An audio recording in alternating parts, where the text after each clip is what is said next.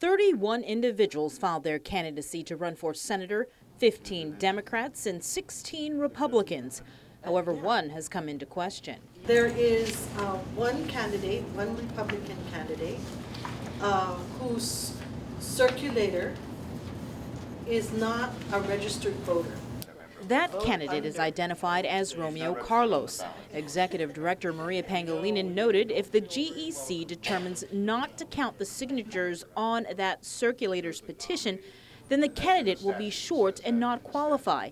Legal counsel Jeff Cook, however, says it shouldn't be an issue. There's no requirement in the statute or regulations that the circulator of a petition for a nomination of a candidate be a registered voter. There is a requirement for both the circulators of referendums and initiatives to be registered voters, but nothing for a nominating petition. Along with the circulator question, commissioners like Martha Ruth further questioned the candidate's actual name. I think we can put a stop to this discussion because the affidavit of registration is wrong. The name is Carl, G-R-O-S-S, Gross. This is a gross scenario here developing. Something is suspicious here.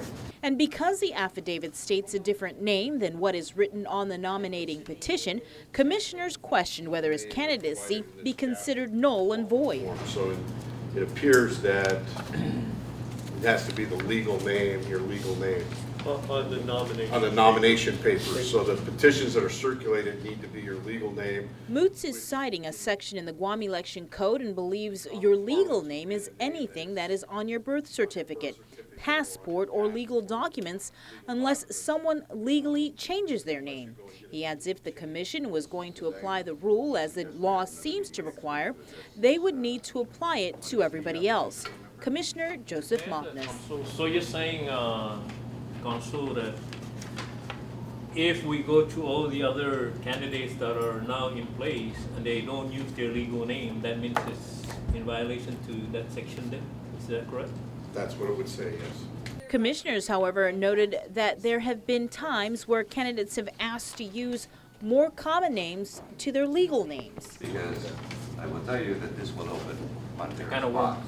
Yeah. It could possibly disqualify a number Good of thing people. I asked for the full. Yeah. We don't know.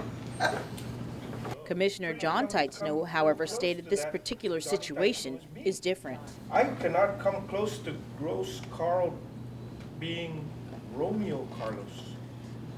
I mean, it's not even in the same part of the alphabet. But that's my opinion, okay? And that's the concern that I have. Okay, I can see if it's John Titano or Johnny Titano, then we can but to do this is a real different name, if you will. And that's my concern. Carlos, meanwhile, was present at the meeting and addressed the commission, saying there is nothing sneaky or suspicious about his filing. I just want to try to understand.